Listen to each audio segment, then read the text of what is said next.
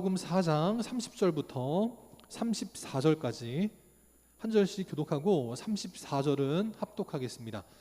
마가복음 4장 30절부터 34절까지 신약성경 59페이지 마가복음 4장 30절부터 34절까지 한 절씩 교독하고 마지막 절은 합독하겠습니다. 교독합니다. 또 이르시되 우리가 하나님의 나라를 어떻게 비교하며 또 무슨 비유로 나타낼까?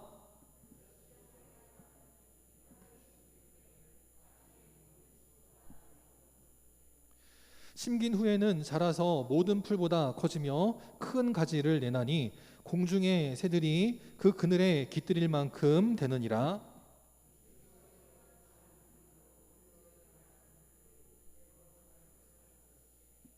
다 같이 비유가 아니면 말씀하지 아니하시고 다만 혼자 계실 때에 그 제자들에게 모든 것을 해석하시더라. 아멘.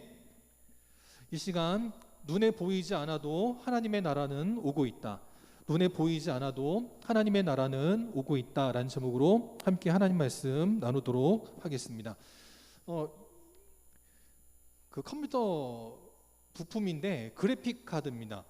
이 얘기를 여러분들에게 드리면 이해를 하실까 하는 좀 그런 마음이 있었지만 그래도 이제 새로운 시대가 왔다는 걸 알려드리고자 말씀을 드리는 거고, 또 이제 다음 주가 되면 또 뭐가 있어요? 추석 연휴가 있습니다. 그럼 여러분 이제 손자 손녀들 오실 텐데, 그러면 이제 손자 손녀들에게 이렇게 뭔가 이렇게 서로 접점이 될 만한 뭔가 거리가 있어야 되잖아요. 아마 우리 재정 형제는 컴퓨터 그래픽 카드 이런 거 좀 몰라요? 네, 역시 나라 일에만 힘쓰느라고 잘 모르는데 혼자 손님들 가운데 분명 이런 거 잘하는 애들이 있거든요. 걔들한테 얘기해 주면은 우리 할머니 할아버지가 이런 것도 하셔 할 수 있습니다. 그러니까 이제 자, 이해가 안 되시면 여러분 농기구에다가 대입을 하셔가지고 이해하시면 될 것 같습니다. 뭐냐면 컴퓨터의 부품 가운데 그래픽 카드라는 게 있어요. 이게 있어야 화면이 나오고 게임도 할 수 있고 하는 겁니다. 굉장히 중요한 거예요. 가격도 매우 비쌉니다. 근데 그 가운데 물론 이것도 이제 싼 거부터 비싼 것까지 많이 있지만 주로 게임을 좋아하는 사람들은 핵심이 되는 그런 가격대가 있어요. 그게 80만 원짜리 정도가 있어요. 이 정도는 해야지 최신 그래픽을 즐길 수 있는 거예요. 그러니까 그래픽 카드 하나가 굉장히 비싼 거죠. 그런데 이번에 새로운 제품이 하나 출시가 됐는데 가격은 80만 원인데 그 이전에 150만 원짜리 제품보다도 성능이 더 좋은 게 나왔어요. 옛날에는 150만 원 줘야지 그 정도의 기능을 했는데 이번에 새로 나온 제품은 80만 원 정도다라고 이해하면 됩니다. 그 옛날 제품은 모델명이 2080이에요. 여러분 이해하기 쉽죠? 뭐로 대입하시면 돼요? 2080 치약을 생각하시면 됩니다. 예전 제품은 2080 치약이었는데 새로 나온 거는 3080이에요. 이게 훨씬 기능이 좋아지고 가격은 저렴하고 그렇습니다. 그러니까 여러분 나중에 뭐 자녀들이나 손주들 왔을 때 야, 이번에 3080이라는 게 새로 나왔다는데 용돈 많이 모아가지고 그거 사라 그러면은 우리 할머니 할아버지가 이런 걸 아시나? 그럴 수 있어요. 근데 이것이 단순히 게임에만 좋은 게 아니고 특수 효과에도 좋습니다. 그래서 아마 그 공상과학 영화 이런 거를 보면 배경화면을 저렇게 이제 어벤져스의 한 장면인데 그렇게 CG를 입히려고 그러면 뒤에 배경이 녹색 화면만 있어야 됩니다. 그래야지 특수 효과를 집어넣기가 좋아요. 근데 새로 나온 이 제품은 그럴 필요가 없어졌습니다. 저렇게 뒤에 배경이 많이 있어도 내가 딱 지정만 하면 저 사람과 의자 이것만 딱 지정을 해가지고 작업을 하면 실시간으로 뒤에 배경을 마음대로 바꿀 수 있는 거예요. 이게 여러분들은 잘 이해가 안 되시겠지만 굉장히 혁신적인 겁니다. 실시간으로 저거를 뒤에 배경이 아무렇지도 않은데 상관없이 할 수 있다는 것은 혁신적인 일이에요. 이걸 이제 우리 교회로 대비를 하면 이제 출애굽 여정을 설명할 때 저는 이제 이렇게 PPT로 하지만 이제 저거를 우리 교회에 적용을 하고 카메라를 놓고 찍으면 마치 그 일기예보 하듯이 이스라엘 지도를 화면에 띄워놓고 제가 그 일기예보 기상캐스터가 설명하듯이 이스라엘 백성들이 여기로 나와가지고 이렇게 이동해가지고 저렇게 가서 이거를 실시간으로 보여줄 수 있는 거예요. 지금도 큰 교회들은 그걸 할 수 있지만 그걸 하려고 그러면은 이 단상에다가 녹색 배경을 달아내야 되는 거예요.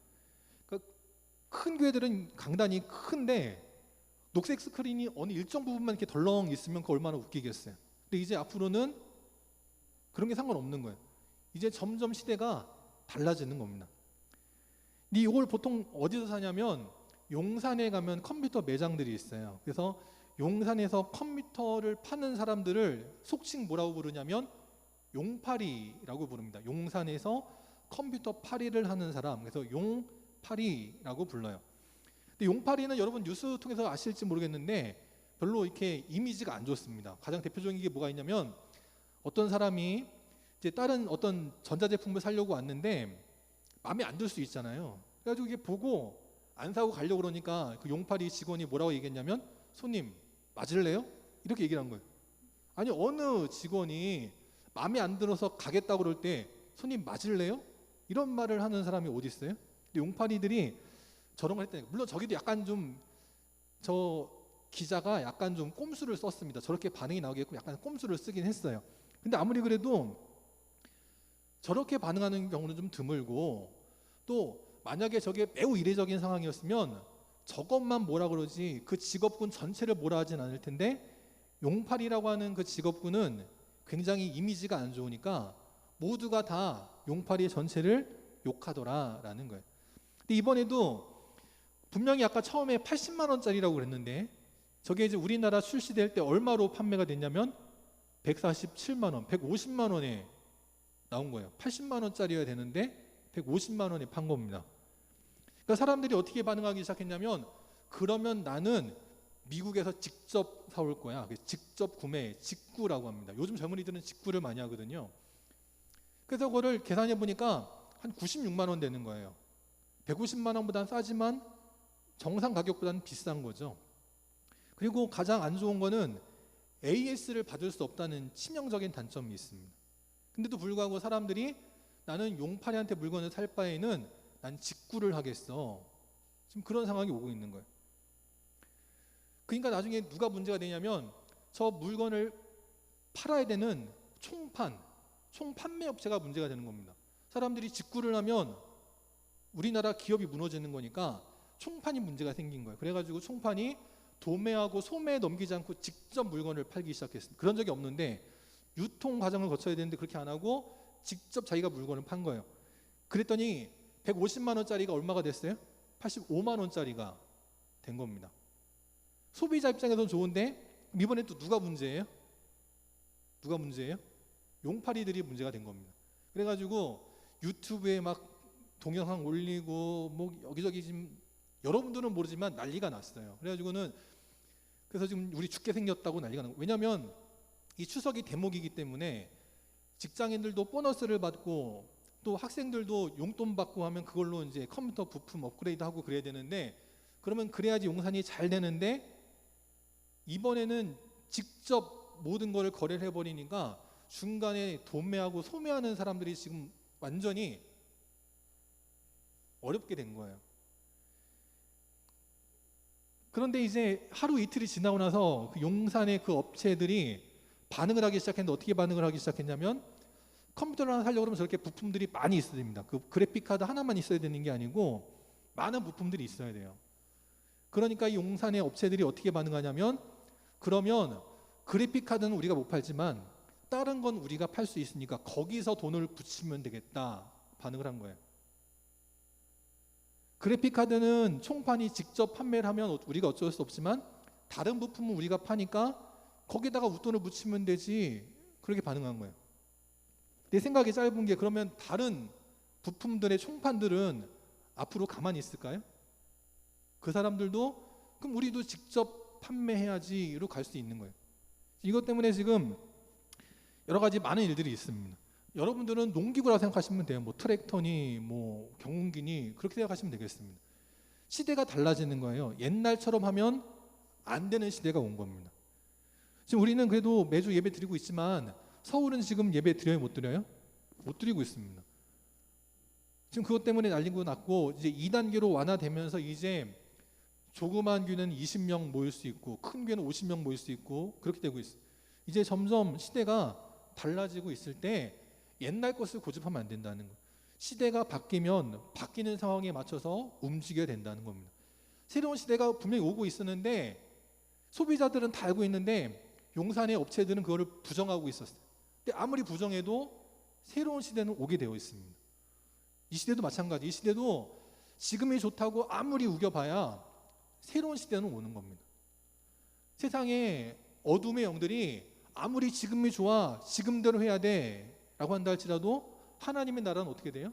반드시 오고 있다라는 거예요.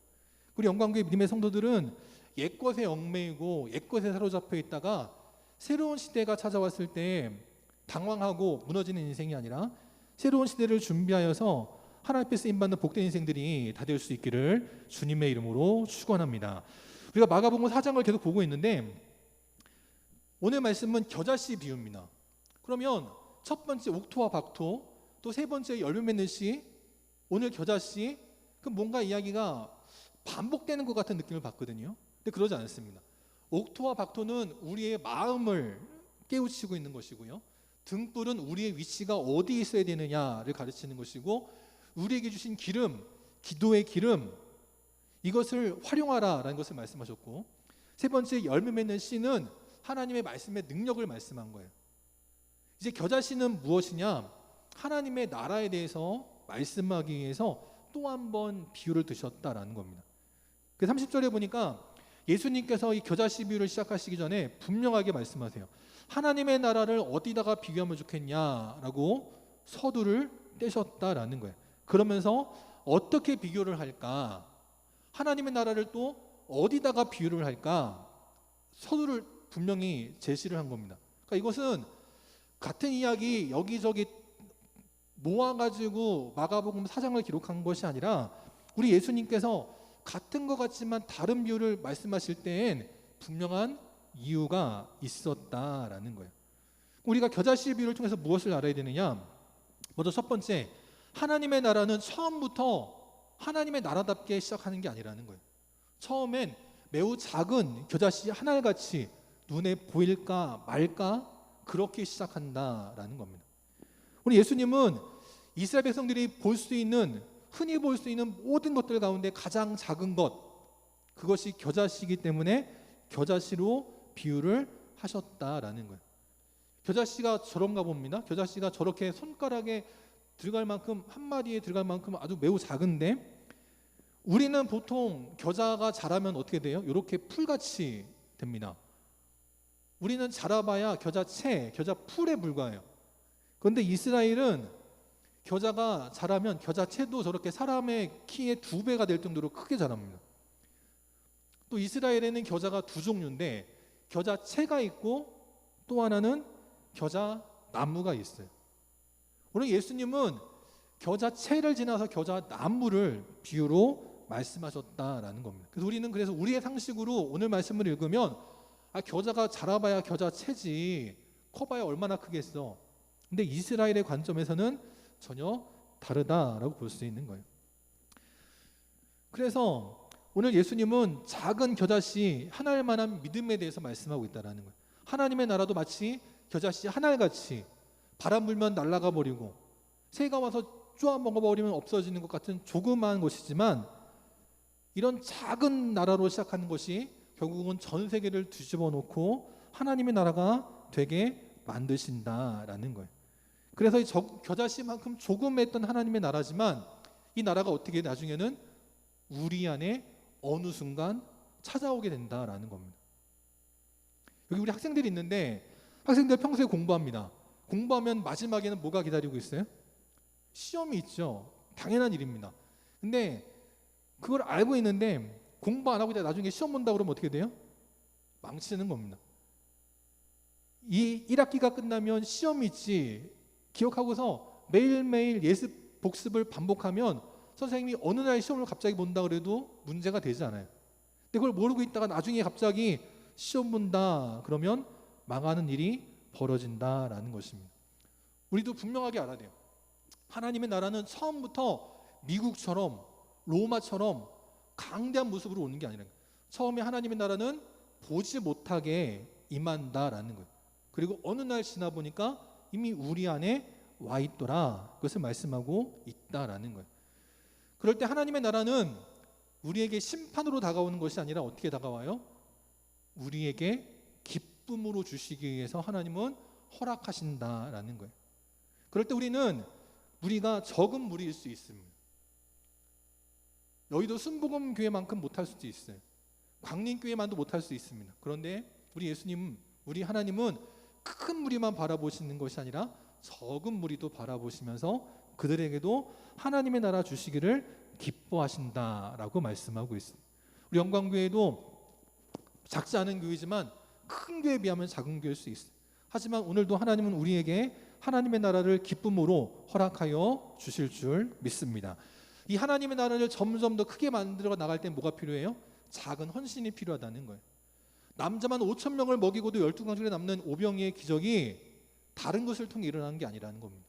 누구를 통해 일어났어요? 한 소년의 도시락을 통해 일어난 겁니다. 여기 우리 시원이, 지원이, 현규, 하은이 어린아이들이 자기가 먹어야 될 간식 그거 하나님께 드릴게요.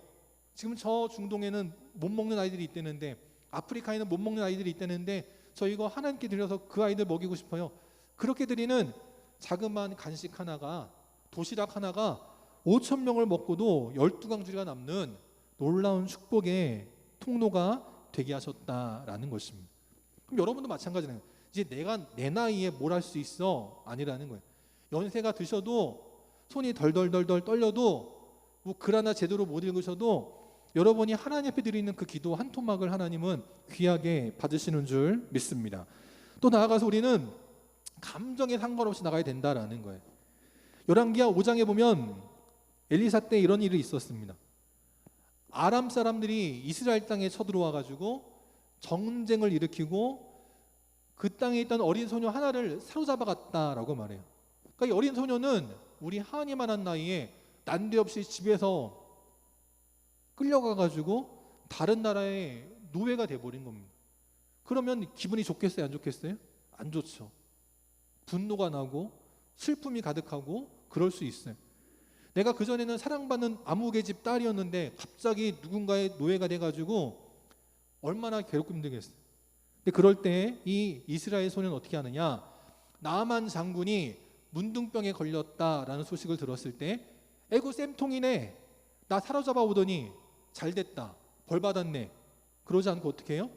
내 주인이 사마리아에 계신 우리 엘리사 선지자, 우리 엘리사 목사님 만났으면 병 고침 받을 텐데 라고 하면서 전해주더라라는 거예요. 우리는 내가 좋아하는 사람에게는 잘해주기가 쉽습니다.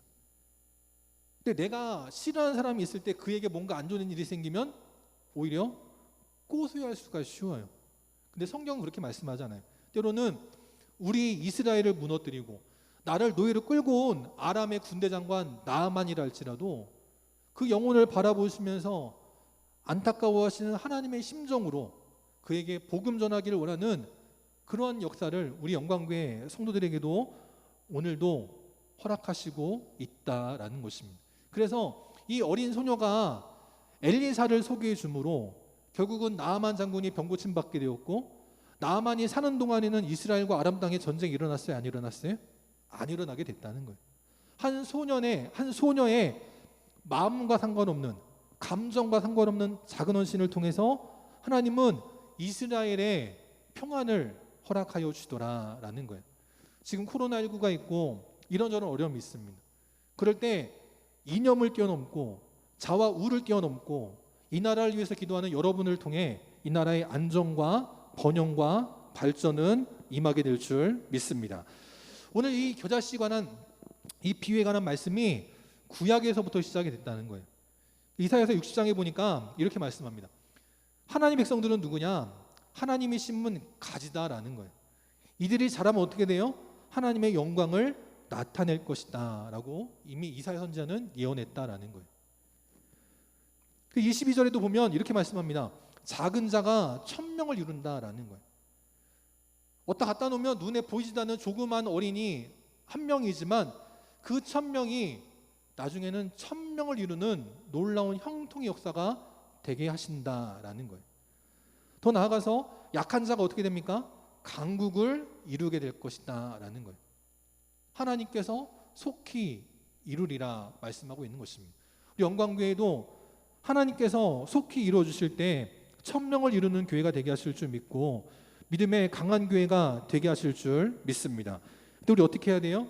작은 자들 위해 손을 들이우시는 하나님을 기대해야 되는 거예요. 나는 약하지만, 나는 부족하지만 나의 위에 손을 들이어 주셔서 강하게 하시고 능력 있게 하시는 하나님을 바라볼 때 작은 하나님의 나라가 큰 하나님의 나라로 성장하게 되는 형통의 역사가 일어나게 될 줄 믿습니다. 두 번째, 우리는 이 겨자 12를 통해서 무엇을 알아야 되느냐? 하나님의 나라는 작게 시작할지라도 크게 성장한다라는 겁니다. 가장 작았던 이 겨자씨 하나가 심겨졌습니다. 그러니까 어떻게 돼요? 자라게 되었고 큰 가지를 내게 되었다라는 거예요.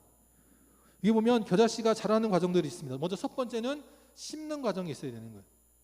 내가 드리는 헌신이 있어야 된다는 겁니다. 그럴 때 하나님의 나라는 점점 더 자라게 되고 커지게 되고 가지를 내게 되더라라는 거예요. 신약시대에 처음에 하나님의 나라를 본 사람은 예수님 한 분에 불과했습니다.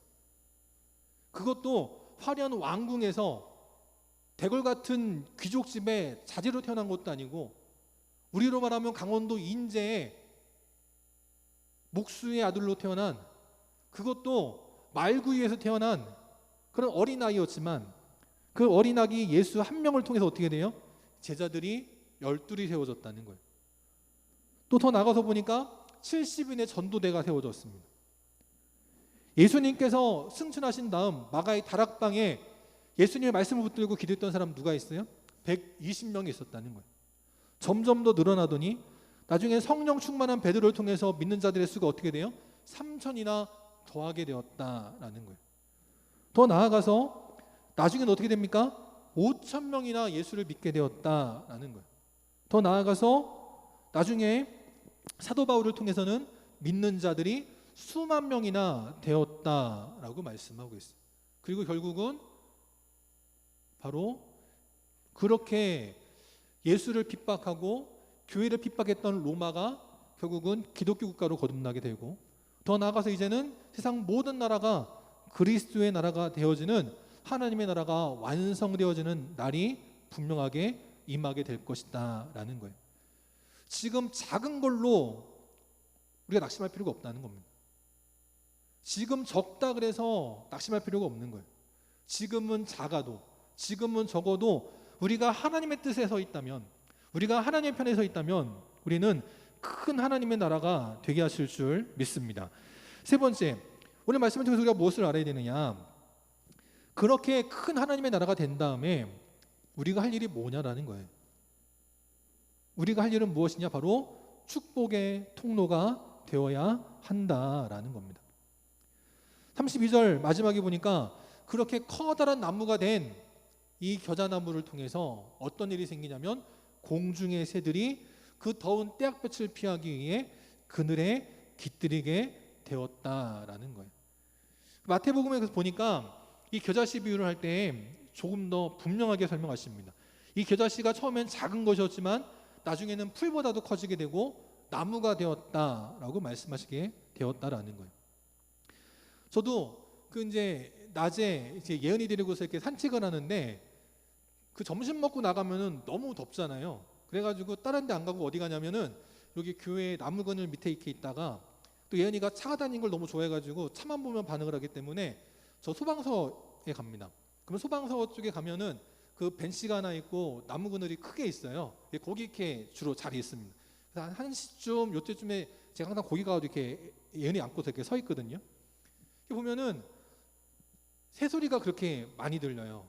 분명히 보면 없는데, 그리고 그 나무가지 사이를 자세히 보니까 거기 나무가지에 새들이 바글바글 앉아가지고는 누굴 쳐다봐요? 저를 쳐다보고 있는 거예요. 저는 걔네들 쳐다보고 걔네들은 저를 쳐다보고 그러고 있는 거예요. 아, 그렇구나. 이 더운 여름에 그렇게 나뭇가지가 무성하니까, 잎사귀가 무성하니까 새들이 와가지고 쉬고 있구나, 그렇게 지저귀고 있구나, 그걸 알게 되는 거예요. 에스겔 17장에도 보면 이렇게 말씀합니다. 높은 산에 한 씨앗이 심겨지게 될 때 그것이 어떻게 돼요? 아름다운 백향목이 되고 더 나아가서 각종 새가 그 가지 그늘에 살게 될 것이다 라고 하나님께서 분명히 예언하셨다라는 거예요. 또 다니엘 4장에도 보니까 이렇게 말씀합니다. 그 큰 나무가 되었을 때 들짐승도 그늘에 거하게 되고 하늘을 나는 공중의 새도 그 가지에 깃들이고 심지어는 육체를 가진 모든 것, 사람도 짐승도 모든 것이 그 나무에 와서 먹을 것을 얻게 되더라라는 거예요.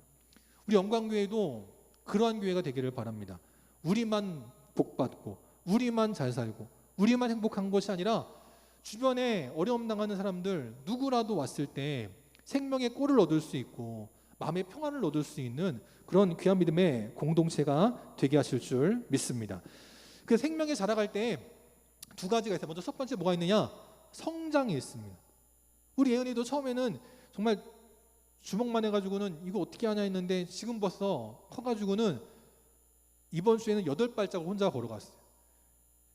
저희 이제 11월에 돌인데 저희 첫째 둘째는 안 그랬거든요. 첫째 둘째는 돌 지나서 걸었는데 이렇게 빨리 걸은 경우가 우리 집에는 없어요.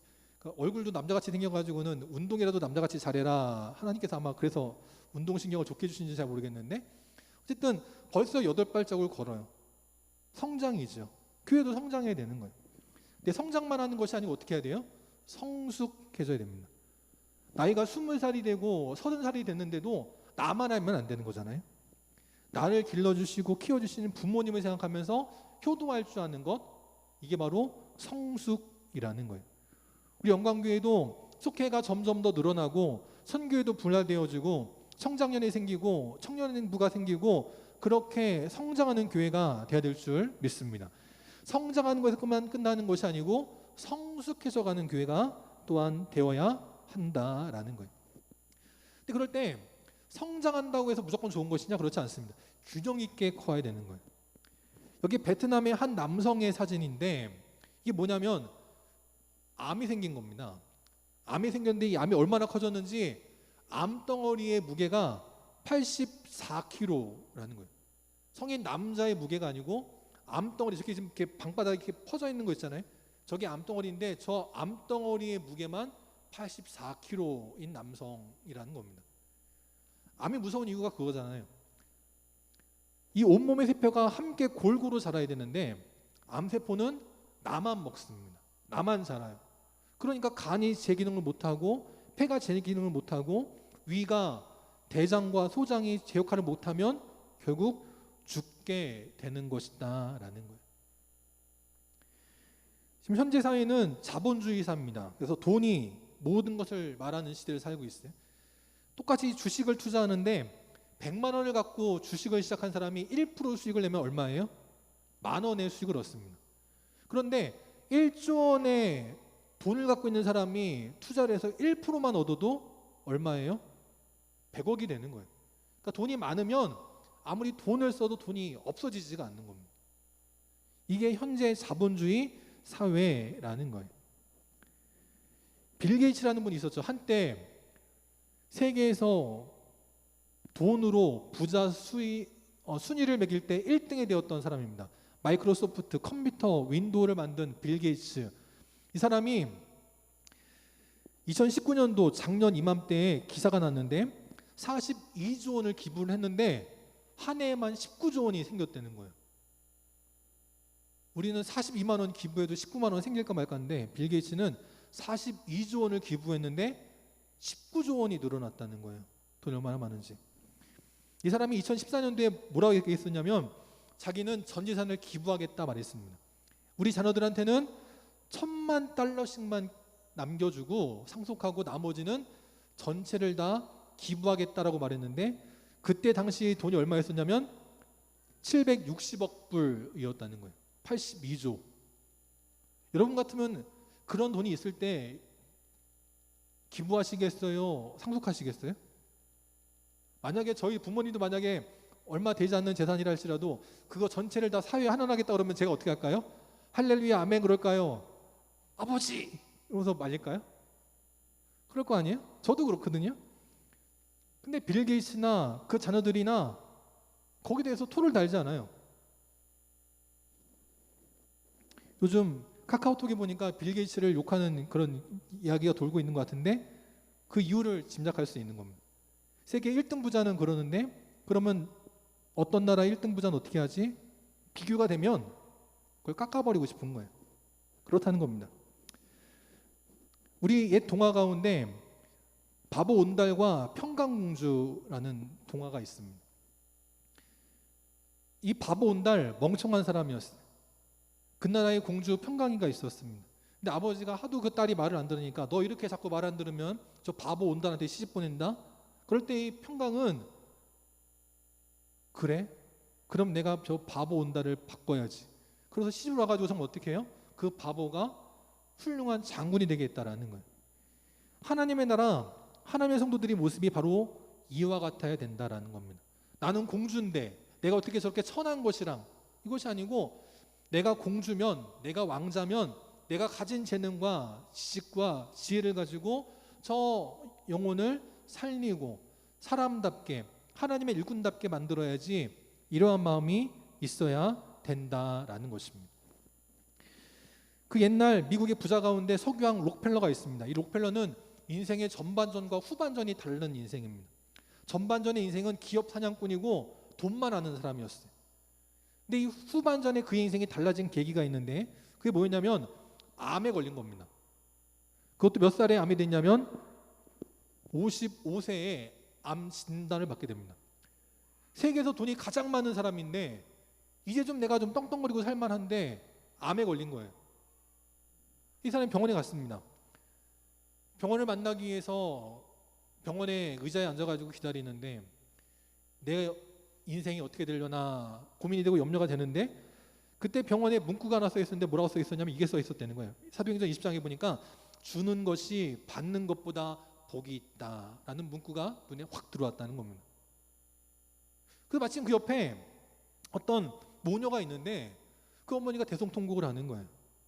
왜 그런가 보니까 자기 그 딸이 똑같이 암에 걸렸는데 치료비가 없는 겁니다. 우리는 그래도 의료보험이 잘 돼 있지만 미국은 지금도 그렇지만 그 옛날에는 더 했거든요. 병에 걸리면 미국은 죽든지 자기가 치료를 하든지 해야 됩니다. 그러니까 자기 딸이 암에 걸렸는데 돈이 없어서 치료를 못 받을 것 같으니까 이 어머니가 대성통곡을 하는 거예요. 그러니까 록펠러가 그 전까지는 절대 그런 법이 없었는데 저 성경 구절이 마음에 딱 와닿고 자기도 암에 걸렸는데 사랑하는 딸이 암에 걸렸다는 그 이야기를 듣는 그 엄마의 마음이 그 순간 와닿은 겁니다. 그 어떻게 해요? 록펠러가 비서를 통해서 그 딸의 모든 치료비를 대게 했다는 거예요. 그러면서 이 록펠러가 기부의 기쁨을 알게 된 겁니다. 그래서 정말 이 록펠러에게 새로운 사명을 주셨던 하나님께서 그의 건강도 지켜주셔서 그가 98세까지 장수하게 하셨다라는 거예요. 세상에 돈 많은 부자들은 많이 있습니다. 근데 그 돈을 어떻게 쓰느냐가 중요하다는 거예요. 세상에 결산 많이 하는 교회들은 많이 있어요. 어떻게 하느냐가 중요하다라는 겁니다. 결산이 많고 적고가 중요한 것이 아니고 우리에게 주신 그것을 가지고 우리가 어떻게 활용하느냐 이것이 더 중요하다라는 거예요. 돈을 밝혔던 인생 가운데 누가 있습니까? 가룟 유다가 있습니다. 이 가룟 유다는 돈을 밝혀가지고 나중에는 예수님까지 팔아넘겼어요. 그때 성경에 뭐라고 기록되냐면 인자를 파는 그 사람은 차라리 나지 아니하였더라면 더 좋았겠다. 이런 책망을 받는 겁니다. 록펠러는 그 전까지는 돈만 하는 인생이었는데 그 다음부터 록펠러는 인생의 후반전을 나눔과 기부를 위해 드리기 시작합니다. 세계에서 가장 물가가 비싼 동네가 어디냐면 미국의 뉴욕입니다. 뉴욕은 가장 화려하기도 하면서 모든 게 비싼 동네예요. 근데 그렇게 가장 비싼 물가를 자랑하는 뉴욕인데 물가는 비싼데 물값은 공짜라고 합니다. 왜냐하면 록펠러 재단이 뉴욕 시민의 모든 물값 수도세를 대신 납부하고 있기 때문이라는 거예요. 물가는 가장 비싼데 물값은 공짜예요. 누구 때문에? 록펠러 때문에. 그럼 우리 영광교회에도 그러한 믿음의 성도들이 나올 수 있기를 바랍니다. 11조를 계산하는데 록펠러는 회계사가 12명이 붙어가지고 11조를 계산한다고 말씀드린 적이 있는데 우리 영광교회 성도들에게도 이러한 축복이 임하기를 바랍니다. 그래서 그냥 월급에서 동그라미 하나 빼면 땡이 아니고 돈이 여기서 불리고 저기서 불리고 하도 불려가지고 회계사가 10명이 붙어야 되는 그런 축복이 우리 영광교회 성도들에게도 임할 수 있기를 바랍니다. 그럴 때 아멘 해주셔서 감사한데, 그럴 때 그것을 가지고 우리 집, 나 이것만 생각하는 것이 아니라 우리의 철원 땅을 생각하고 이 나라를 생각하고 이 시대 하나님의 나라를 생각할 줄 아는 그런 믿음의 거목들이 다 될 수 있기를 바랍니다. 마지막으로 겨자씨까지 비유를 다 마치신 다음 예수님께서 이렇게 또한 기록되어지고 있습니다. 비유로 사람들이 알아들을 수 있는 대로 말씀하셨다라는 거예요. 그러니까 들을 때에는 그래 좋은 말씀이지, 그래 뻔한 말씀이지, 그리고 나서 그 다음까지 나가는 사람들이 누구냐라는 거예요. 예수님께서 이렇게 뻔한 얘기를 왜 하셨지? 거기서 끝나지 않고 어떻게 해요? 제자들은 예수님에게 나왔다라는 거예요. 똑같이 이야기를 들었는데 예수님에게 조금 더 깊은 것을 알기에 나오는 사람들이 있고 그냥 그 자리에서 떠나가는 사람들이 있다는 거예요. 우리 영광교회 믿음의 성도들도 그냥 성전에 왔다가 돌아가는 인생들 되지 마시고, 여기가 성소라면 하나님 앞에 기도로 나아감으로 지성소에 들어갈 때 깨우침을 얻게 되어지는 복된 성도들이 될 수 있기를 바랍니다. 그리고 그렇지 않은 자들은 알지 못했다는 거예요. 깨닫지 못했다는 거예요. 너무나 안타까운 일입니다. 지금 우리에게는 예수님이 계시지 않지만 누가 계세요? 성령님이 계신다라는 거예요. 그 성령님에게 간구하기만 하면 우리에게 모든 것을 가르쳐 주시고 생각나게 하신다라고 말씀하고 있어요. 지금 이 땅에 예수님은 계시지 않는다 할지라도 보혜사 성령님을 의지하고 기도함으로 우리가 어떻게 하면 하나님의 나라를 임하게 할 수 있는지, 어떻게 하면 하나님의 나라를 크게 할 수 있는지, 또 어떻게 하면 하나님의 나라를 통하여 축복이 온 세계로 뻗어나게 할 수 있는지 그 비결을 알고 하나님 앞에 쓰임받는 복된 성도들이 될 수 있기를 바랍니다. 마지막으로 한 인물만 소개해드리고 오늘 말씀 마치겠습니다. 미국의 디즈니라고 하는 만화 회사가 있습니다. 여러분 자녀들 많이 봤을 텐데 그 전에 백설공주, 신데렐라 그런 공주들은 다 수동적이었습니다. 왕자가 와서 구해줘야 되는 거예요. 그런데 이 디즈니 만화 가운데 한 가지 변화가 생겼습니다. 그게 뭐냐면 수동적이었던 공주가 적극적인 공주로 바뀐 거예요. 바로 알라딘이라고 하는 만화에서부터 공주의 개념이 바뀌어집니다. 그래서 어떤 한 소녀가 어린 나이에 알라딘 만화를 보고 그 자스민 공주에게 빠진 거예요. 저 중동이란 나라는 어떤 나라인가? 그 전까지는 미국, 유럽을 바라보았는데 남들이 보지 않던 이란이라고 하는 나라를 바라보았다라는 겁니다. 그리고 꿈을 키우던 이 소녀는 아가씨가 되어가지고 학교를 택할 때 한국 외국어 대학을 택하게 됩니다. 그것도 물론 좋은 대학이죠. 근데 보통은 한국 외대에 들어갈 때 보통 영문학을 전공하려고 합니다. 이란 학과는 아무도 안 간다는 거예요. 근데 이 아가씨는 성적이 충분히 되는데도 불구하고 한국어 외대의 가장 꼴등 학과인 이란어 학과를 택했다라고 합니다. 학교에 딱 들어갔더니 선배들, 교수님 모두의 반응이 다 뭐냐면 패배주의에 사로잡힌 거예요. 우리 과는 솔직히 말해서 수능을 못 본 애들이 한국 외대에 오고 싶어가지고 턱걸이로 지망하는 학교지. 그런 패배의식이 가득했다라는 거예요. 그러니까 이런 학교에서 공부를 하면 공부가 잘 될까요? 안 될까요? 선생님도 아무런 의욕이 없고 동기들도 나 어서 빨리 다른 데로 편입해야지 이 생각만 하고 있다면 학교의 분위기가 말할 것도 없고 공부도 안 된다라는 거예요. 근데 이 여학생은 이렇게 생각을 했습니다. 우리 학과가 인기가 없어? 롤모델이 없어? 그럼 내가 롤모델이 돼야지. 남들이 안 하는 생각을 했다는 거예요.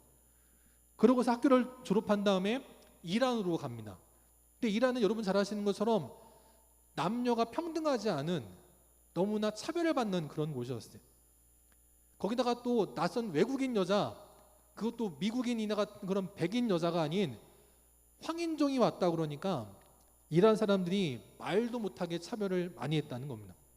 그런데도 이 아가씨는 그 꿈을 놓치지 않고 거기서 열심히 부대껴가면서 이란어 학문을 배우고 문화를 배우고 돌아왔다라는 거예요. 그랬더니 아가씨가 어떻게 되냐면 대사관에서 연락이 오고 기업에서 연락이 와가지고 가장 누구나 찾는 그런 톱 번역가가 되었다라는 거예요. 그 전까지는 아무도 이란어학과를 제대로 공부를 안 하니까 알바 수준으로 떠뜸떠뜸하는 수준이었다면 이 아가씨는 유창하게 이란 사람보다도 더 이란 사람 같게 언어를 번역하고 일들을 하니까 누구나 찾는 사람이 되었다라는 거예요.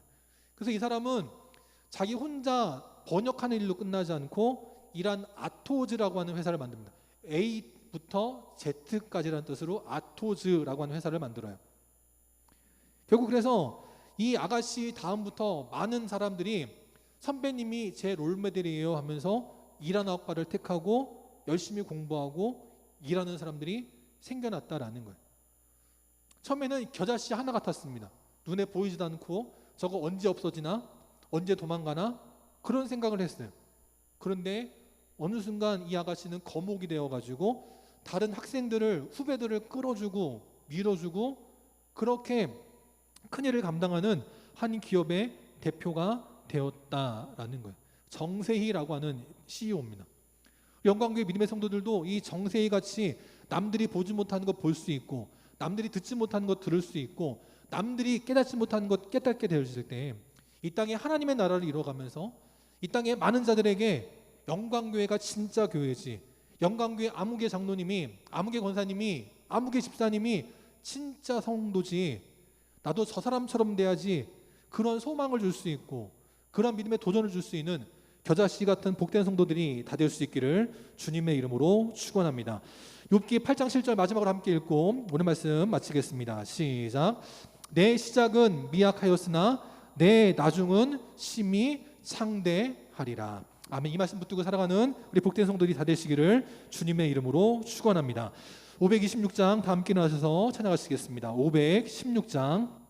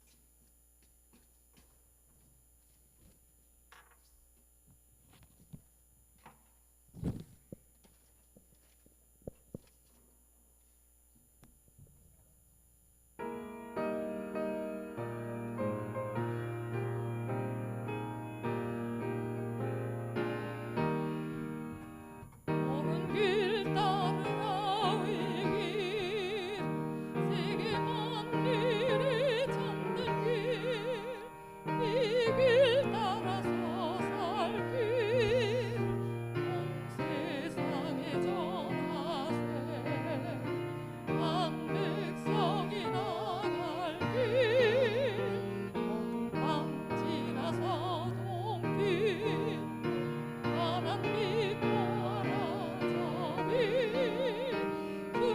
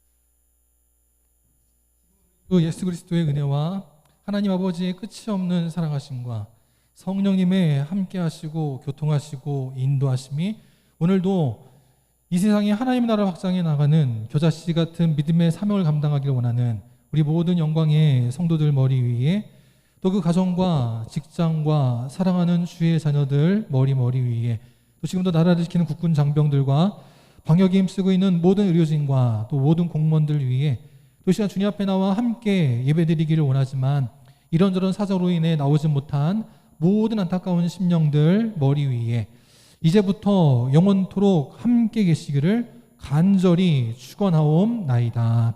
아멘.